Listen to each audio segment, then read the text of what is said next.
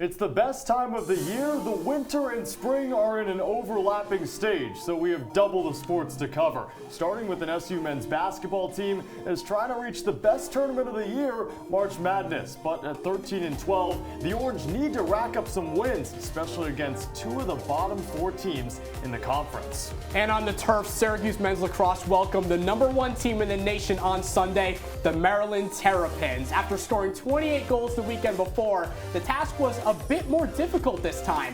The Orange had to play a little game of catch-up, so were the Orange able to mount a late comeback, or did those Turtles leave New York with another win? And don't forget about the women's side, because SU women's lacrosse is the highest ranked team on campus at #3. And after a weekend of wins to open up the season, the Cuse welcome its toughest task yet, in the team ranked just one spot below them. It was a nail-biter to the finish, but who took home this New York top 5 clash? The answer to that and a whole lot more coming up. It's On the Bench, and it starts right now.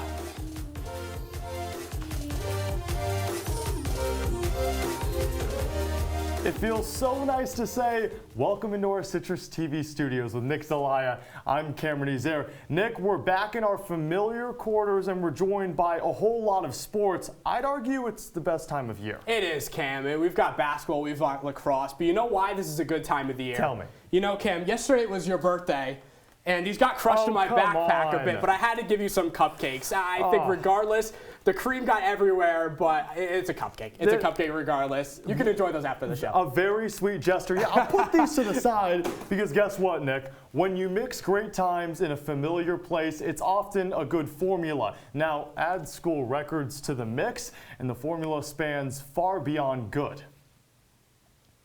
Instead, it shifts toward greatness, which was on full display last weekend, as current first-year SU men's lacrosse coach Gary Gait was the first Syracuse Lax player to have his jersey retired after a program record 192 goals, 4 All-American nods, and 3 national championships. Plus, former SU women's lacrosse star Katie Rowan joined Gait just a couple hours later as the first SU women's lacrosse player to have her jersey in the rafters, still ranking #1 in points with 396 and assists totaling 164.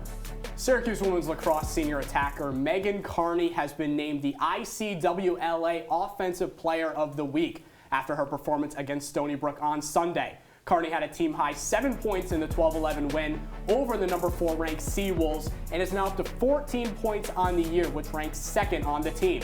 This is the 2nd straight week in Orange has received a National Player of the Week honor. Oh, she's been good. And earlier today, it marked the end of an era as 10-year Syracuse volleyball head coach Leonard Yellen announced he'd be stepping down and entering retirement. Although Yellen spent a decade in Central New York, his coaching career spanned over 30 years with stints at Louisville, Colorado, and Barry University. In 2018, Yellen led the Orange to their first NCAA tournament appearance ever. Associate head coach Andrea Beatty will serve as SU's interim head coach as his replacement. From a women's building hero to the place where so many heroic seasons have played out, the Carrier Dome, a place where basketball is winding down on a rather disappointing men's hoop season, with the Orange sitting just 1 game above 500, but tournament chances aren't all lost with 7 games to go. Especially with Syracuse welcoming a Boston College team. They beat just 11 days prior. That was a 9-point road win. And in the early going, Cole Swider, little mojo early, right? Fadeaway, Jay got it to go. Syracuse up 4-2 a minute in. Joe Girard, he's been great as of late. 5 straight games with over 10 points. He's been a model of consistency. BC, though, a model of inconsistency. Not just in the points off turnovers department, but guess what? 1 of 14 from downtown in the first half, but DeMar Langford keeping the Eagles in it. 21-13 Syracuse leads until the 6:24 mark in the first half. Jimmy Boeheim with the bucket, Cole Swider with the finish, part of a 13-0 Syracuse run, and that would materialize into Syracuse's 2nd highest margin of second highest lead at the half so far this season. Brevin Galloway hit a 3 for BC. Only 5 threes on the game for Boston College. This team struggled so much because their leading scorer, Makai Ashton Langford, only 5 points. On the Syracuse side, they didn't really struggle with scoring. Joe Girard III, he finished with 16 points as he knocks down the tray. Syracuse is up by 17. Let it balloon to 20, 61-41 in favor of the Cuse. Cole Swider letting the fans know he's for real, led the team with 18 points. Jimmy Boeheim wants to throw his hat in on the party as he knocks down the triple. Syracuse a 76-56 win over Boston College, and you know it's a good thing when the walk-on gets a running start to the hoop. Syracuse sweeps the season series over Boston College. Cam, not much time in between games for Cuse. Just 2 days later, they welcomed in Georgia Tech, who was supposed to kick off conference play back on December 29th. This postponed game got rescheduled, and the Yellow Jackets came up north to face the Orange for a Monday night showdown. Let's go to the Dome. Georgia Tech also playing their second game in 3 days. And early on, the Yellow Jackets, they got off to a hot start. Rodney Howard bullying the Syracuse defense down low, having his way. The reverse layup puts it in to put Georgia Tech up early 8-1. But here came the Orange. Joe Girard knocks down the three-pointer. It was a big start for Syracuse. They got back into this thing and led 18-15. And then Cole Swider finding Jimmy Boeheim on the wing. He was huge in the first half. 15 of his 20 points coming in the first 20 minutes. Cole Swider hits the wing 3, and it was all tied 33 apiece going into the locker room. Second half now, Michael DeVoe gets things going with a triple, putting Georgia Tech up 1. And here was Buddy Boeheim. No points in the first half for number 35. 15 in the second half was huge down the line. DeVoe knocking down the corner 3, and then Swider in overtime. The big three-pointer to tie things up at 66 apiece. And here was the game-winning shot. Girard hands it off to Boeheim from the wing. Absolutely, Buddy buckets turning up when it mattered most. One last chance for the Yellow Jackets. DeVoe off the mark, no good. Syracuse pulls off another tough win by 1 over Georgia Tech to improve to 15-12 on the season. They'll head to Notre Dame for another game tomorrow night.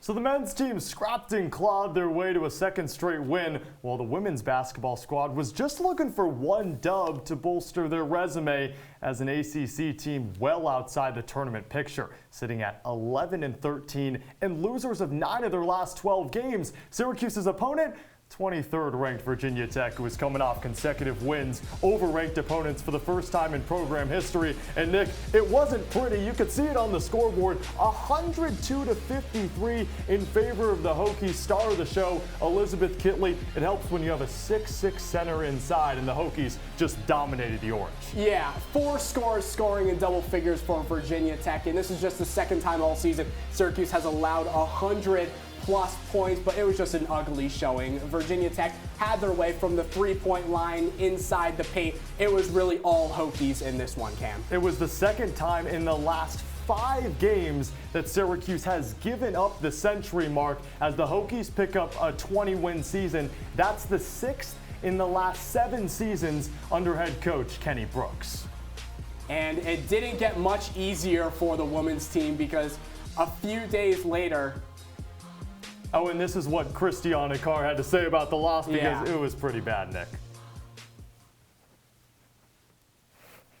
Also on the perimeter, I just think that we have to just do a better job of guarding the ball, myself included, and guarding the three-point line, myself included as well. And then it didn't get much easier for the ladies after a thrashing by 49 points against the Hokies. The Orange hopped on a plane and flew down to Raleigh to face the 4th-ranked team in the nation, NC State, and the Wolfpack won without breaking a sweat, defeating the Orange by 42 points and dropping Syracuse to 4 games under 500. The Wolfpack were led by Kayla Jones with 18 points and went 12 deep into their bench with the game such out of reach. Syracuse got out-rebounded by 32, and despite NC State only shooting 22% from deep, They scored 62 points in the paint, and the lack of height is continuing to impact the Orange on both sides of the floor. Nick, that's now a combined 102 points that Syracuse has given up in the paint over the last 2 games. That's not going to cut it. That's bad. That's really bad. Really, really bad. So Syracuse loses 2 in a row. So the Carrier Dome was kind to the men's hoops team, but not on the women's side. But what if I was to tell you that when the court was removed, fortunes flipped? That and more when we come back here on The Bench. Our story was begun by someone else. Our story was often shaped by generations before them. Our story was forged and maybe even defined by the experiences of our childhood. But it doesn't need to be. You can be the author. Learn how at numberstory.org. Crooked teeth may embarrass kids whose families can't afford braces, and trying to fix their teeth themselves can make things worse. Luckily, there's Donated Orthodontic Services, a program from the American Association of Orthodontists. For children and teens who qualify and are matched with a volunteer orthodontist, treatment can be life-changing and help them smile with confidence. Learn more at aaoinfo.org. What do you think you're doing, Kevin? Was just gonna drive home. There are several warning signs present that you shouldn't be driving. Like hearing voices? Like your text-to-emoji ratio? Oh man, the selfies. Selfie nailed it. We all have warning signs that let us know that we're probably not okay to drive. Mine is pretending to be your subconscious. Craig, come on man, let's split a ride home.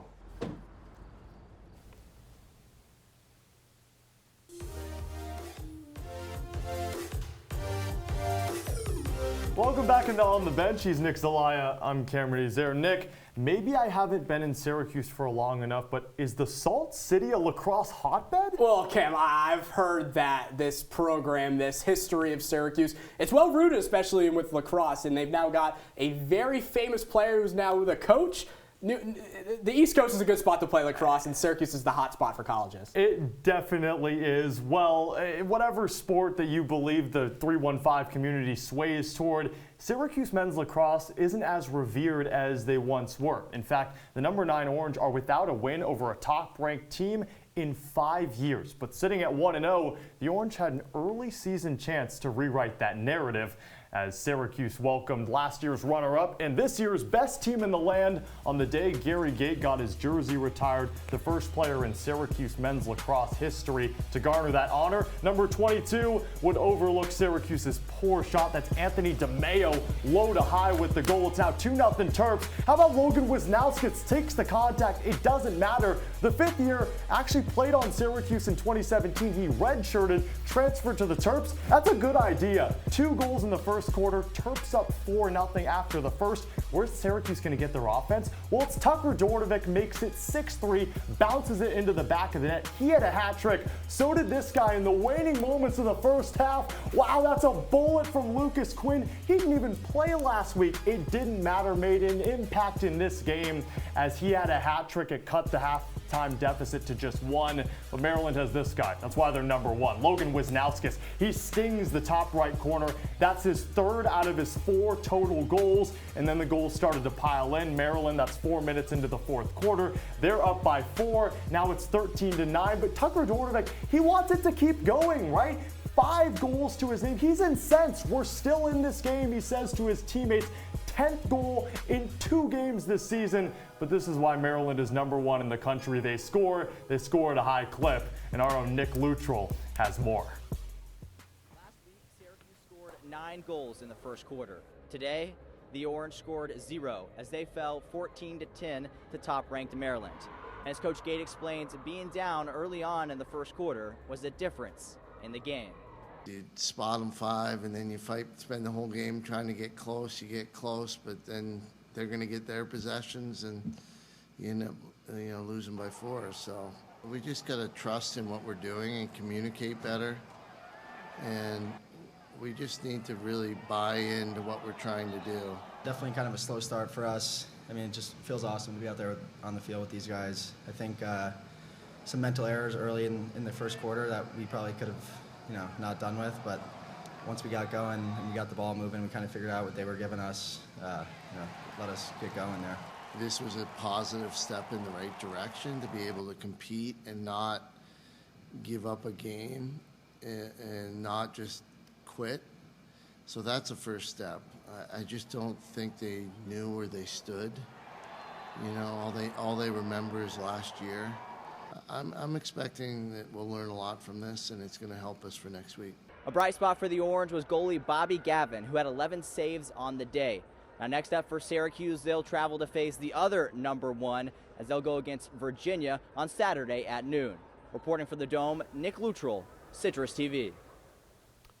Thank you, Nick. And on the women's side, Syracuse has outscored their first 2 opponents by 20 goals. They continue to prove why they are the number 3 team in the country. But right behind them is Stony Brook, and the Seawolves traveled up to Syracuse for a Sunday afternoon marquee matchup. Let's head to the Dome. Stony Brook making their season opener against Syracuse, and early on the Seawolves, they were first to get on the board. Kaylin Hart, the nice spin move. She finds Ellie Macera, who finds the back of the net, puts the Seawolves up 1-0. But hey, Mama Tyrell will be happy to see this. Emma finds older sister Megan to tie things up at 2 apiece in the first quarter. Now in the second, there's that Meg-to-Meg connection. Carney finds Tyrell, who scored to give Syracuse a comfortable 5-2 lead. But here comes Stony Brook. The underhand shot from Macera once again gets by a couple Syracuse defenders, and all of a sudden it's just a 1-goal lead for Syracuse. And here's Jaden Hampel going through traffic, somehow finds the goal,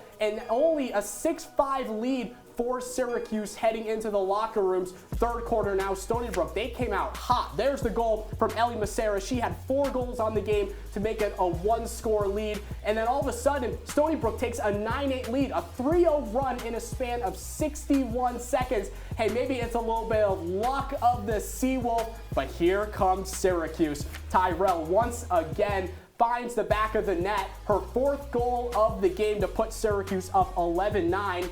And Stony Brook, they tried to get back into this thing. Kyla Zapolsky, a little bit of a late surge, she scores, and it was just 12-11, but that goal was too late. The next 5 minutes of the game, no goals scored, and Syracuse pulled out a 12-11 victory to remain undefeated. Ian Nicholas was in the Dome, as he is all season for the women's lacrosse game, and recap all the action. 5 minutes of Syracuse's 12-11 win over Stony Brook today. In one word, crazy. 7 fouls and 3 yellow cards in that time. A lot of messiness, but no goals allowed from the Syracuse defense. And a 12-11 win to show for it in a top 5 clash between the number 3 and number 4 teams in the country. After the game, Coach Kayla Traynor talked through the wild finish to this big-time victory. That was huge for the defense to step up like that. It's still really early in the season, and it definitely got chaotic at the end of the game. But the defense held it down, and they did what they needed to do. And, they got the ball back to the offense. They were able to kill the clock, and we were able to fortunately walk away with a win. Yeah, definitely. Our defense played amazing today. They really kept us in that game. That timeout was crucial for us right there at the 2:20 mark. She basically just gave us different instructions for different scenarios for what was going to happen, and whatever happened, we just went with what she told us to do. It was a hard game. They're a good team, they're scrappy, and they want to come into the Dome and beat us just like every team. So I think those last few minutes was good for us to solidify that win. Shifting from the defense to the offense, the Megans were fantastic in this victory. Megan Carney had 7 points, 4 of them off assists. Meanwhile, Megan Tyrell had 4 goals. This duo looks to stay hot in South Bend on Saturday, February 26th, when the Orange look to take down the Notre Dame Fighting Irish, currently the 12th best team in the nation. Reporting from the Carrier Dome, Ian Nicholas, CitrusTV. Ian, great job as always, but it's now time to put the sticks away and strap on your skates because the regular season conference champions reside in Syracuse. Our ice hockey beat reporter Chillicase Adele joins us in studio to break down what could be the most successful year ever for the Orange. Stick with us. teeth. That my voice sounded like a possessed baby doll. That no one would ever love someone as stupid as me. That I was fat, ugly, Disgusting. The effect of bullying is potent. We will no longer be the silent majority. Now, when you see online bullying, there's something you can do about it. We're gonna take action with the I. I am a witness. I am a witness. I am a witness. I am a witness. I am a witness, and so are you.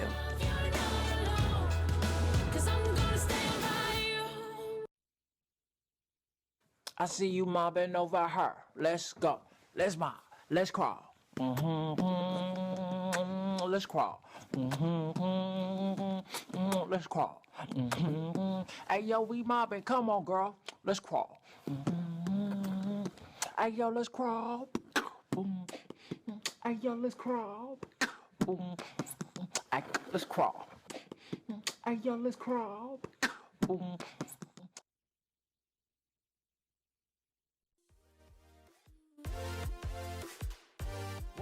CitrusTV studios for On the Bench. I'm Cameron Ezeir, and now I'm joined by our ice hockey beat reporter, Chile Cassiadelle. Chile, thanks for stopping by. Cam, thanks for having me. Let's do that hockey. Syracuse hockey in particular just wrapping up probably one of the best regular seasons in program history, taking the CHA regular season title. Chile, how'd they get it done? This team is a second half team. We've known this for the past 2 years, couple of years, but we know it even more now. 7-1-2 since the start of 2022.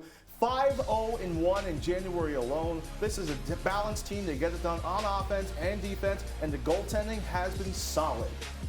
So when you think about the regular season title, it's not where you take all the cake, right? Your goals and aspirations move to the CHA tourney and taking the whole thing. Syracuse is in that this weekend at home. When you look at the bracket, is there a legitimate path for Syracuse to win it all? I think so, Cam. They come in as the #1 seed, and they should have a really easy game in this semifinal they're going to play on Friday. They're going to face either Lindenwood or RIT. RIT comes into this one having only one win this season. That was against Lindenwood. So these two teams really not of Syracuse's caliber. The problem will be in the championship game. If Syracuse makes it, as they should, they'll have to face Mercyhurst, they'll have to face Penn State, either one of those two teams. Very good teams on Syracuse's caliber. So if Syracuse is able to be successful in the CHA tourney this weekend, they have to rely on some of the individuals. So Chile, who are you highlighting this weekend? Listen, on offense, it's going to be players like Abby Malotny, and don't forget Sarah Marchand as well. The freshman depth has been really good. Players like Marchand, players like Madison Primo. On defense, of course, Jessica DiGirolamo. She's been getting it done,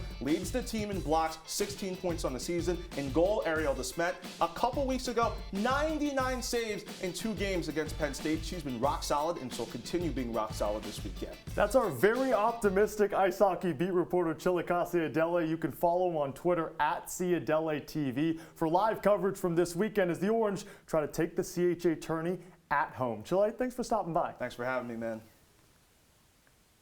It is warming up here in Syracuse, and that means the gloves and bats are coming back out to the diamond. And one team off to a scorching hot start is Syracuse softball, who now sits at 8-2 and just finished another successful weekend, this time down in Texas. Syracuse opened up the Invitational by splitting their 2 games with Texas A&M Corpus Christi and losing 2-1 against Tarleton State. But the bats woke up in the final 2 games, and Syracuse put on a clinic hitting the ball, outscoring their opponents 23-4. The pitching, though, was so good. Summer Clark picked up 2 wins while striking out 12 batters and giving up just 1 earned run. Lindsey Hendricks was also great, pitching 4 shutout innings and striking out 7 against Alabama State. And not just that, Nick, when you look at this, what stands out to me, hitting starts silent in Texas. It did, erupted in the final 2 games. A big reason why, a season ago, this softball team, 6 of their top 7 hitters were all upperclassmen. Now a majority of the best hitters on this team are underclassmen. That's definitely something to watch out for. We might be winding down this week's show, but guess what? The fun is just starting. Not only are we handing out Performer of the Week awards, but it's top plays time, baby. That's coming up right after the break.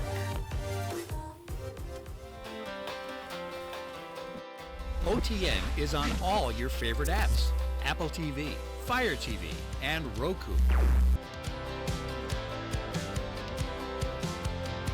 Search Orange Television Network or OTN.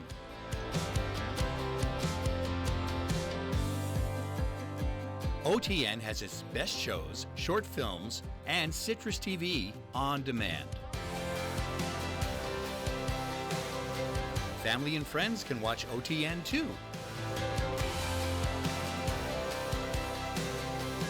Watch the live stream of OTN to catch live CitrusTV news, live from Studio B, and mornings on the Hill.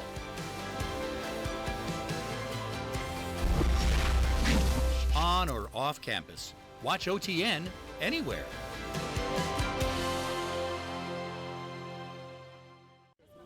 Leaving hot coals improperly extinguished can cause a wildfire. Hey guys, it's Smokey! It looks as if Smokey is going to use the drown, stir, drown and feel technique. After the first drown, a good start. Next, another drink. And finally, a close feel. Is it cool? Okay. Yeah. Hey, Smokey, catch! Oh, my bad, Smokey.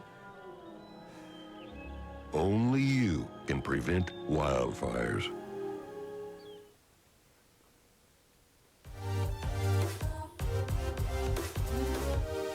Closing out the show in the only way we know, he's Nick Zelaya. I'm Cameron Ezeir. Nick, you know what time it is, right?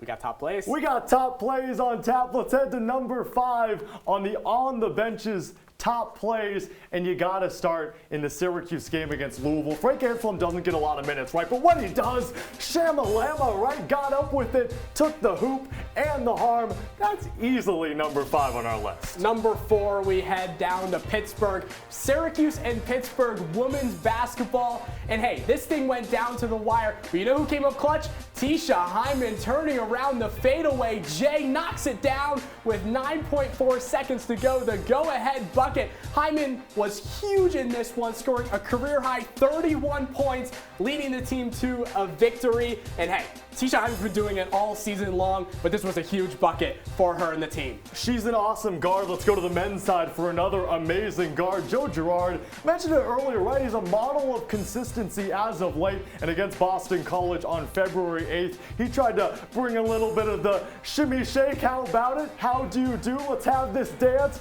Razzle dazzle puts it in for 3. He's one of the most crafty players in New York, and he just crossed up his defender out of oblivion. It's number 3. Number 2, we're heading to the turf cam, those spring sports, and we're starting with men's lacrosse. Syracuse and Holy Cross. You might know this guy, Tucker Dordovic. Yeah, he pulled out the behind the back shot. Why look at the goal when you can flick it behind you and score? Syracuse scored 28 goals in this one. Dordovic had 5 of them. Just another one of the spectacular plays this team did all day, and expect a lot this season. Nick, you think that's great? Let's hit our top play. This is number 1 for a reason. When it's on the SportsCenter top 10, it should be on ours. Oh, Megan Carney with the little whoop, didn't even look at the goal. Razzle dazzle behind the back. You don't need to look at the goal when you're that good. And guess what? Megan Carney is just that good. Woo! That was a lot. How about that? Let's take a deep breath. But guess what? We're not done just yet. We got some individuals we have to highlight. Nick, who's kicking off our players of the week? It's Megan Carney. The senior attacker was huge in the win against Stony Brook and helped spark that late 4-0 run, which sealed the deal for the Orange. Carney scored 3 times and assisted on 4 goals in that win, and she's been the definition of a true teammate all season, leading the team in assists with 6 and second in goals with 8. And not just that, let's go to our number 2 staying on the turf. It's Tucker Dordovic. The redshirt junior has shined. Even in a loss against Maryland, he put up 6 points. Guess what's even more phenomenal than that? He put up 6 points against a lowly Holy Cross team, did it against the number 1 team in the country. The attackman has been phenomenal. The final one, Summer Clark. I've been waiting to talk softball for so long now. It's nice out, and the Clark, she's dominating early on. The freshman this past weekend throwing 13 innings in 2 games, striking out 12 batters, giving up just 1 earned run. She's now 5-0 this year. Nick, that's it so long from on the bench. Let's hit our images of the week. How about it?